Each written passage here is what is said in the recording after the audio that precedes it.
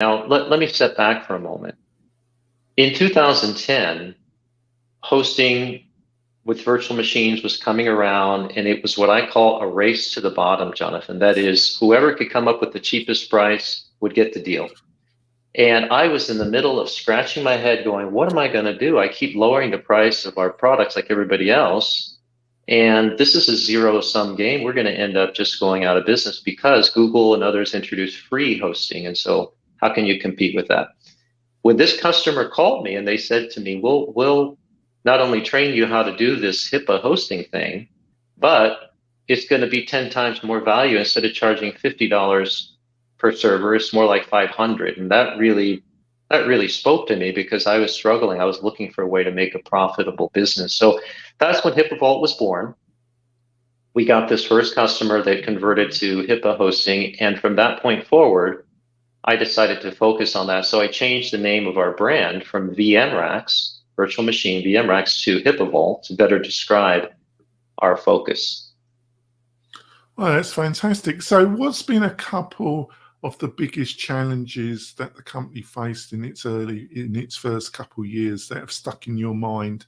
Because I think the listeners and viewers always like somebody that can share some mistakes or challenges, because that's insightful and it helps the listeners and viewers. So anything comes to mind about what were some of the biggest challenges initially? Sure. One challenge was a business challenge, and that is, how much liability was I willing to take to host medical data? Because the lawsuits were everywhere. You can read about them every other day back then in the newspaper and say, oh my gosh, another company got $1 million lawsuit because they let the medical patient information leak. And there's some insurance that you can buy called errors and omissions professional insurance. So that's something where my understanding was weak. I didn't understand, how do we measure the risk? How do we measure the risk and reward to understand if it's worthwhile pursuing this kind of a venture? So I'm glad I did pursue it, but it was a little tenuous at the beginning, understanding how this whole insurance world works. And now the insurance, we did get the insurance that we needed back in those days, but insurance is a thorn in the side of this kind of business because it's very, very expensive. And when you read about ransomware, Jonathan, it's all over the news. Ransomware costs millions of dollars. You can only imagine what the cybersecurity insurance costs these days, because these guys are having to pay, they're paying the millions of dollars and the rates are going up and up and up. So that's a real challenge in this industry. The other challenge in cybersecurity in general is that if you go into that business, there's no single source where you can buy the book on security or go to a particular website. You've got to learn this by, of course, hiring the right people that have experience, but it's one of those areas that has evolved very quickly and it's always changing. So it's difficult to ensure that you have every aspect covered well to make sure you have a good foundation in security. That's always been a challenge. Yeah, and the market, I do see you as the leader in HIPAA appliance hosting. You have got a few competitors, but I do see you still as the leader. But there seems to be a lot of confusion about what is precisely HIPAA appliance hosting. Now, some people have said to me, well, we offer it, it's a tick box. I said, well, I don't think my clients want just a tick box. They want to know that it's HIPAA. So I was a bit puzzled when I've had some hosting providers say that to me. Well, it's kind of HIPAA appliant. We provide a tick box. What's all that about, Gil? I like that, tick box. Well, one thing that stands out in my mind is when you're looking for a HIPAA compliant, as you said, appliance hosting provider or cloud service provider, I would look for someone who's focused on that. Now, of course, HIPAAVault, that's what we focus on exclusively. I think the market in this area of hosting patient information is large enough where that should be the single focus of that company. Now, my competitors are good companies, and they, however, are doing many different things. It's not just HIPAA, and that's their business model. But I think that there's enough there that you should focus. The other thing that I think is very important is the compliance manager or the compliance officer. If you talk to a company that claims, they have a tick box, and you ask them one question, say, what's the name of your compliance officer that has the experience in that? They may say, compliance who? And they don't have one. And so if they don't have a compliance officer that's managing the policies and security, then they're really not very steep into that world. Well, great points. Can I just have a quick follow-up question about the insurance? So when you were starting the company, was it really difficult to find a company that could provide the insurance at a price that you could even think about? Or was it a long and difficult until you found the right insurance partner? Well, it wasn't too difficult at the beginning, because what was happening in those days, this is pre-ransomware.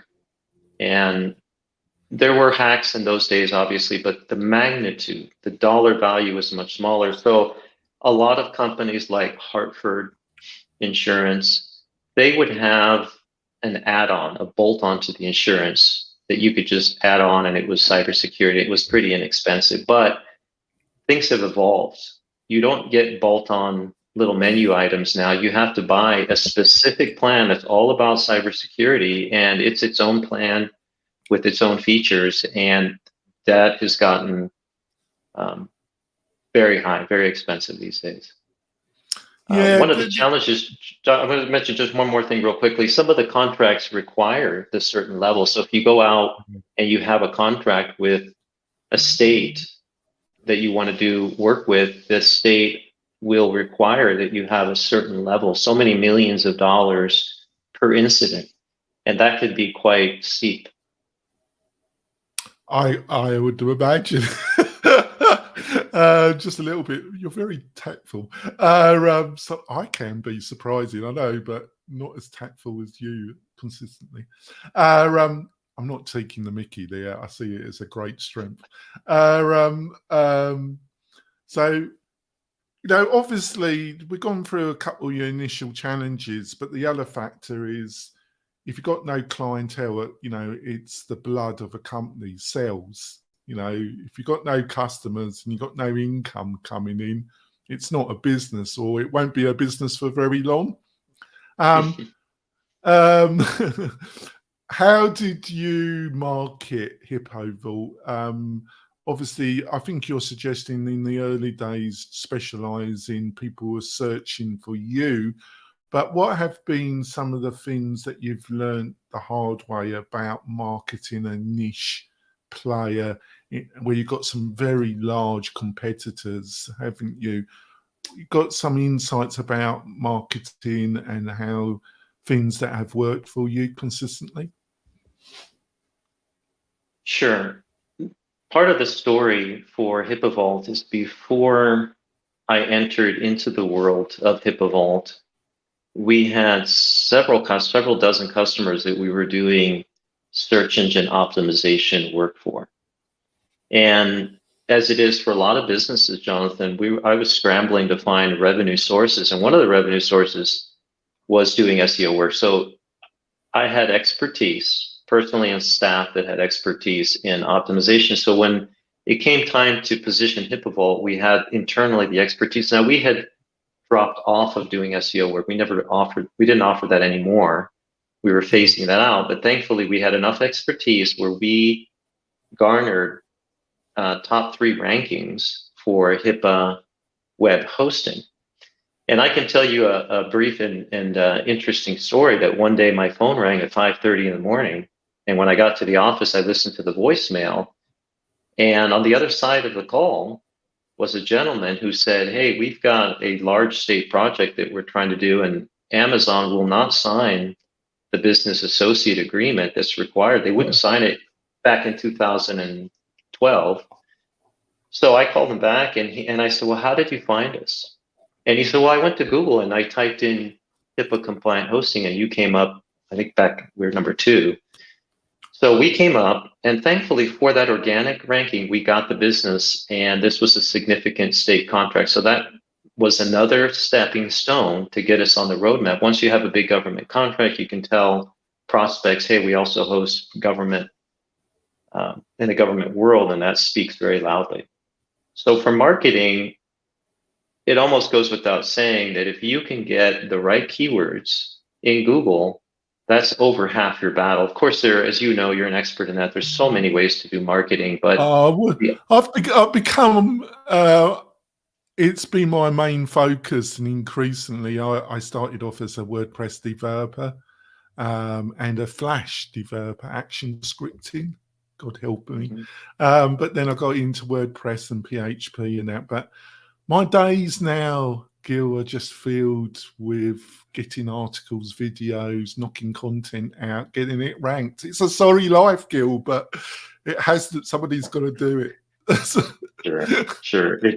It's so important. And even these days, we are writing blogs. We have a steady stream of blogs that we produce about HIPAA Vault and what we do. And I know that when we put them in Medium, I think that's the right name, those articles are picked up, and we have had significant leads from companies, from individuals that were reading a particular blog, and then they follow the link to our website and the phone rings. So those articles, in my mind, have to be they have to be substantial. We can't just have a lot of fluff. We have to say something that's meaningful, and that's always challenging because you're writing for week after week and year after year. We have to be creative. Oh, well, there's no hope for me because I don't offer any. Right. I think, I'm sorry. At least you're laughing, Jill. Some of my guests don't find my English humour at all amusing. That's why I normally have a co-host, because they normally get me out of trouble. But you seem to find it quite entertaining. We're going to go for our break. We'll be back in a few moments with this fantastic discussion. We'll be back soon, folks.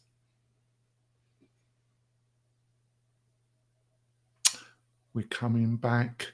I just want to point out I'm starting a new show, a new live show. It's called The Membership Machine. It's going to be at 10 a.m. Pacific Standard Time. You'll be able to watch it on YouTube and on LinkedIn. We're going to go through everything to do with membership websites, and specifically the best plugin tools, services, if you're building your membership website on WordPress. Please join us. We answer questions. I've got me and one of my co-workers, Kirk. He's a great guy. We'll be going through everything. You should find it great value.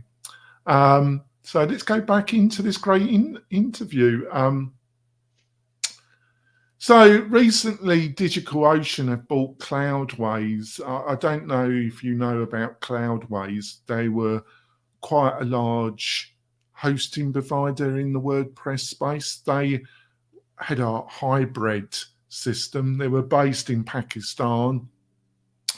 I think the company was registered in Malta, but they offered like DigitalOcean, Vulture, about 4 or 5 backbone platforms, hosting platforms, but they would provide the technical support.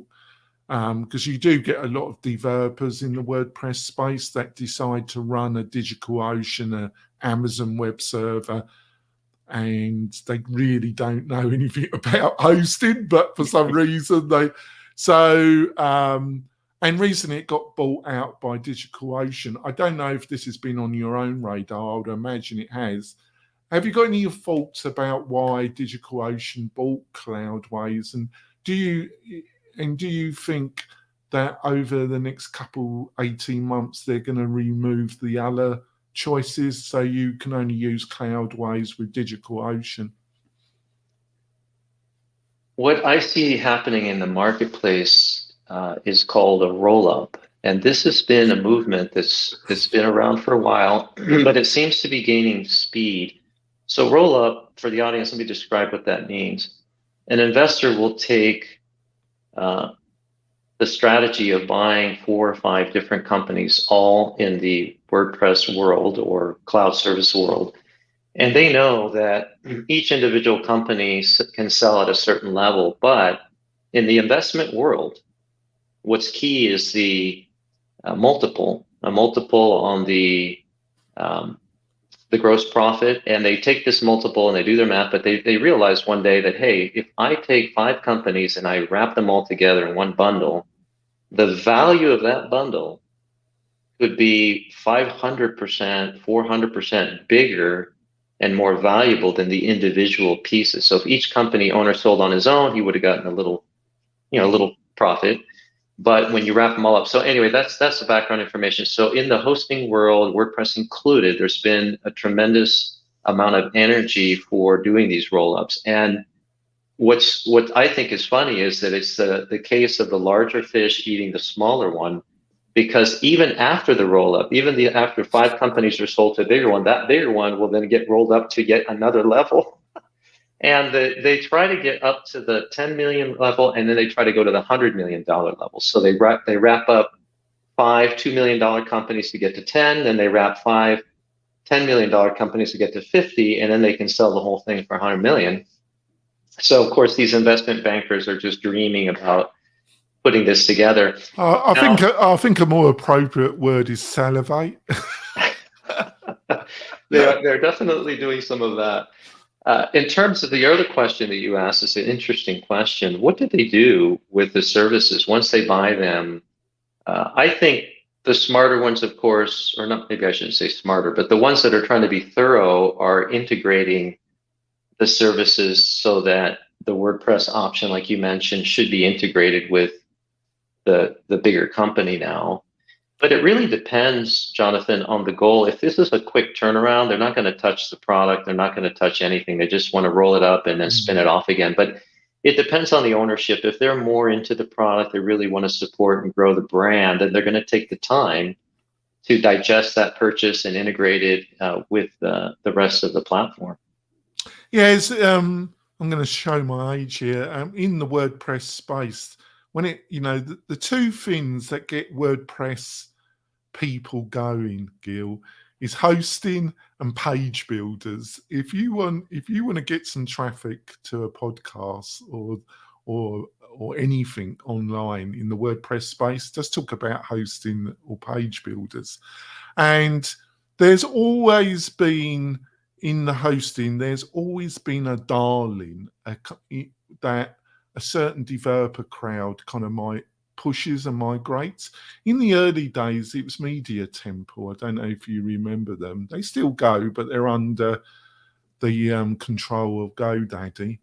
At the present moment, I would say to a certain group of developers, WP Engine is the darling of a certain group of developers, because they also bought a theme framework provider called StudioPress about 3 years ago, and incorporated it in their hosting. And they've always been strong, and they're a company that has a founder and management that's very strong. So I thought I'd give you, I'm sorry to bore you. I think you were going to nod off there, actually. But I apologise. But where do you think hosting is going and the technology? Obviously, cloud hosting, which is a vaporous term anyway. It's literally so, in my opinion, so vaporous, Gil, that it literally means nothing, really. But cloud hosting, it's dominated by DigitalOcean, by Amazon Web Services, by Microsoft Azure. Where do you see all this going in the next year, 18 months? Do you think there's going to be any fundamental changes on your radar, or do you think we're just plodding along with what we got at the present moment when it comes to hosting? Well, first, let me say I love the word vaporous, and I love your your accent. So vaporous is, I'm going to steal that word from you. I'm going to start using that. It's not bad, is it? It's not bad, actually. It's a great word, vaporous. Well, the industry's changing. It's very dynamic, and you can see which direction it's going. So let me wind the clock back a little bit. When I first started, we were doing rack and stack, Jonathan. We would buy actual pizza box servers, stack them in there. Very intensive CapEx model. You have to borrow money from the bank to buy, hundreds of servers. Then, of course, we went into the VMware world where they had the first virtualization stack. Now you have fewer machines, but you still have to invest in capital equipment to then build the virtual stack. Once we got out of that world and we started using public cloud, Google's our favorite public cloud, although we have footprint in Azure and also AWS. You have the virtual machines floating in the vaporous cloud.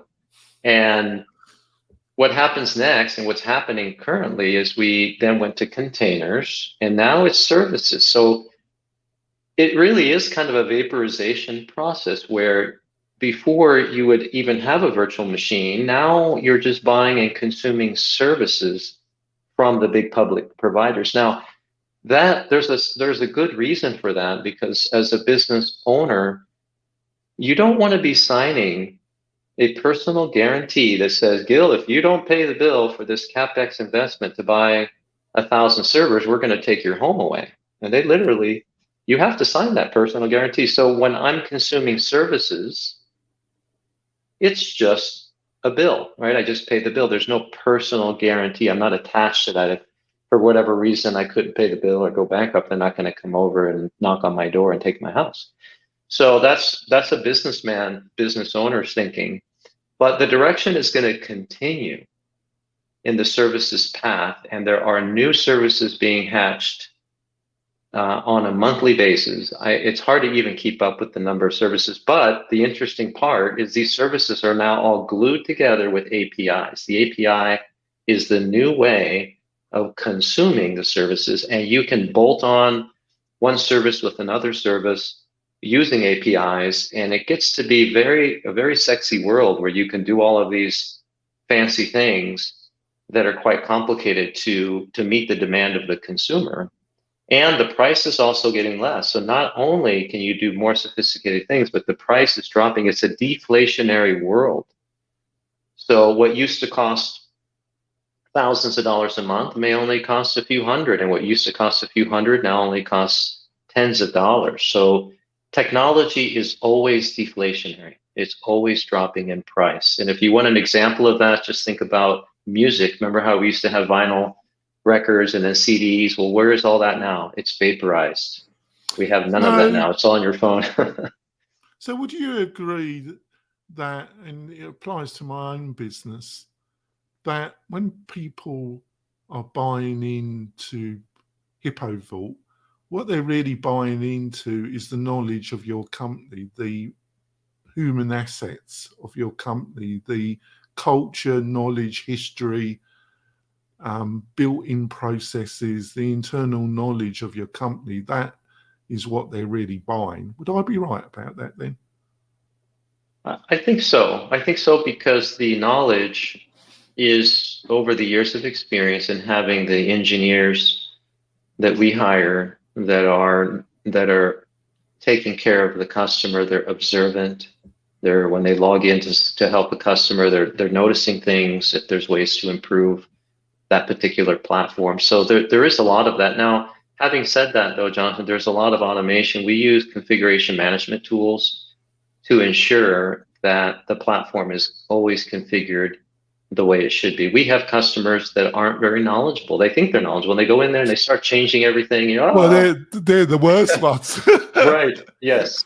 And they change things and they weaken the security posture, or they destroy it. And so our configuration management tool looks and says, hey, wait a minute, and it puts everything back the way it should be. So that's part of it, is just the staff, the engineers, but part of it's also the automation tools, security tools we've developed over the years. One thing that's very interesting that some people may not realize is that it's frowned upon in security best practices to have foreign nationals working on your PHI data. So for sensitive information, PCI, patient information, you're supposed to have US nationals logging in. So for our night shift, for example, we hired computer science students that graduated from the University of Hawaii on the Big Island where that volcano is. In fact, the university's right there, and we had the volcano erupting not too long ago, if you recall, and it wiped out a big part of Hilo, the big town of the Big Island. So we have night shift people there, but again, the challenge is how do we keep that staff US based, maintain the cost? We have to contain that cost and not jump over to the Philippines or to India where a lot of the competitors go. But we feel strongly this is the right model because it's really security best practices to have that data. So you haven't been tempted to hire TikTok Chinese government developers then? Not yet. Right. That's very reassuring. That would be a bit worrying if you had said that you were hiring TikTok engineers from China with biomedical records. I'm not sure how I would respond to that, but I'll be polite to you. Are you okay? I'm going to wrap up the podcast part of the show, Gil. Are you okay to stay on for another 10 minutes, which we sure. call bonus content, which you can see the whole interview plus the bonus content on the WP-Tonic YouTube channel and on the WP-Tonic LinkedIn channel, or my personal channel. So, Gil, what's the best way for people to find out more about you and your great company? Great. Well, that's a good question. So HIPAAVault.com is the best place to learn about the products and services. You can type in Gil Vidals on LinkedIn if you want to reach out to me. That would be the best way to get a hold of me directly. And you're very friendly, aren't you? You're very approachable. I try to be. Yeah, you are. It's been great discussion. You have to come back maybe later on next year. We've covered a lot, actually. We covered the business side of it, really, because people are always fascinated about business entrepreneurs, your story, how you coped with certain challenges. It's always an interesting discussion. So, like I say, we're going to wrap up the podcast part of the show. We'll be back next week. I've really got some fabulous guests. I'm booked out all the way to the new year, which is fabulous. And then in the new year, we're probably going to have probably a new co-host. And we're going to be revamping the show a bit. We'll see you soon, folks. Bye. On to bonus content. So, got a couple of fun questions here. So, let's say you had your time machine, Gil. You had your time machine, and you could go back to the early days of starting HIPAA Vault. And you're a consultant to yourself. What would be a couple of things you wished you could tell yourself in those early days that you know now? One thing that I would tell myself as a younger version of me would be to don't be so anxious about things. If you have a good plan, develop a good strategy, develop a good plan, work the plan, and let things be. Because one thing I have learned over the years is that I can do the best job I can. I have the best strategy I can come up with, but the outcome is not up to me. No. Right? I can lay out the plan, and then at that point, I just have to rest, and that's good for the blood pressure. It's good for the family. So that would probably be the number one advice I would give myself. Yeah, because I think having a plan is important, but it's a bit like what they say about when you enter battle. You know, you need a good plan, a strategy, but as soon as battle commences, normally the plan is thrown out the window because you're dealing with a very dynamic situation. Do you think there's some truth there? Yes, that the plans have to be adaptable. It's not wise to develop a plan that you think, this is my plan, I'm just going to stick to it no matter what happens, can come rain or shine. We have to be looking around. We have to have situational awareness. And especially in technology, Jonathan, we have to be willing to adapt the plan as the circumstances and as technology evolves.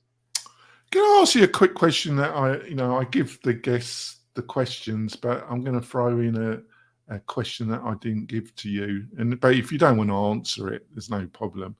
Can you give some insight about a problem, a situation in your career as entrepreneur that was very, very stressful, and how did you deal with it? And have you got any insights about how you would deal with it a little bit more effectively? Well, stress is something that does impact all of us, but especially the entrepreneur, because if you're working for a corporation in corporate America, you will have stress. But if you don't like the company, you could just leave that company and go find another one, right? You're free to leave and join another company. But when you're an entrepreneur, you've put and invested so much of yourself that you own that shop. And really, I would say the most stressful thing, and I've talked to many company owners and they agree with me, is the human capital side of the equation is very stressful. It used to be, Jonathan, the old model was, work for HP or IBM for 40 years, get your gold watch and after 25. And so that model was different, and it was in some ways easier to deal with. Warped ahead decades, and now the model is, hey, if you want to get a raise, you got to hop around from one company to the next. And so it's very stressful for me, for an entrepreneur, to say, well, I want to develop the employees. I want to work with them over years, and I don't want to train them and then see them leave. That's where the stress comes up, because, oh my God, Frank is leaving tomorrow and I needed him for this and that. So that's something that I've worked on very hard, and I am proud to say that our turnover rate is pretty low compared to the industry average. And one day I was in an interview with a young man, and I told him what I just told you, that we had a low turnover rate, and he leaned to me and he said, well, why is that? What have you done different than the rest of the company? Well, I was just about to ask you that myself. So the funny part of the story, I thought it was funny myself at the time, was that I leaned back in my chair because I was in deep thought. I really wanted to give him a good answer. And I just looked up at the ceiling, and I just sat there, and I didn't have an answer, which is kind of surprising. And he looked at me and he pointed at me and he says, it's because of you. You're the reason that people are staying around. So after he left, I gave that some thought, and he was right. So what I've done that you can do with the company that's smaller, I own a small business. We have dozens of engineers, but that's still considered small. I've been able to invest my time in developing personal relationships with each employee. I understand not just their needs to develop their career, but I know what struggles they have in their home life. I know what they're trying to accomplish outside of work. If I can help them to further their development as a human being, I always participate in that. I helped one young man. It's kind of a funny story. He was late for work, and he was always late. And I said, you can't be late all the time. And he said, well, I'm at the side of the road. My old truck is steaming up, and I don't, my truck has just had it. And he had some financial pressures. He was a foster kid and grew up in the foster system. And he didn't have parents that educated him on just the normal life. So I mentored him. I helped him get his credit score back. I gave him a loan so he could buy another car. And so I helped him understand the financial world. How do you get your credit score? How do you get out of this debt? And, he's been with me over 10 years, and we get along very well. But he knows that I took a concern for him as a human being and not just as an employee.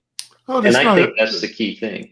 There's no hope for you, Gil. You're supposed to be part of an American corporate system. This is very socialist sounding, actually caring about your employees and right. My God, it's so hope for you.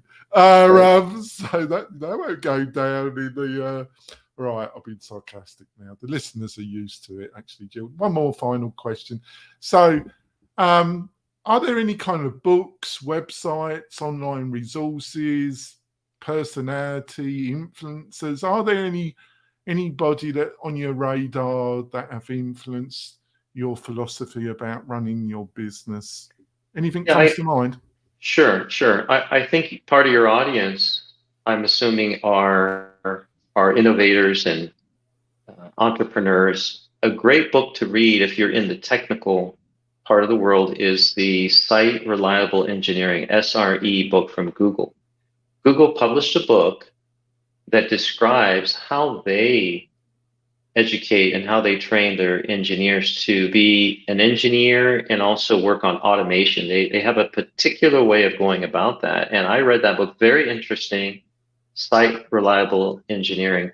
On the business side, I recommend a book by Crabtree called Simple Numbers. And he's a brilliant, brilliant CPA, brilliant because he has excellent concepts in accounting, but he also knows the hosting industry. And he taught me something called the labor efficiency ratio, which is a great number if you're in the hosting world to understand when can I hire somebody new? When do I have the budget to hit the button and start hiring new people?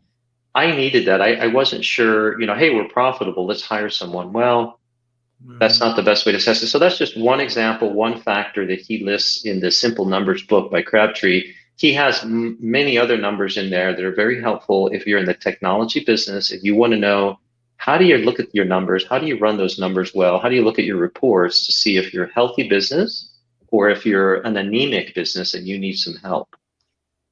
That's fabulous. Thanks. Hope I'll send you the link for your mic, and maybe you can send those 2 links to me and those books, and I'll make sure they're in the show notes. But they were fabulous. Sure. I've really enjoyed our interview discussion. I think we've covered some really interesting stuff. Thank you so much for spending about 45 minutes. I know you're very busy. I think you've enjoyed my humour. I call it humour. Some people, I liked it. I liked it. It's been very enjoyable. Thank you. Right. Some people don't think it's very humorous. I'll see you later, tribe. Bye.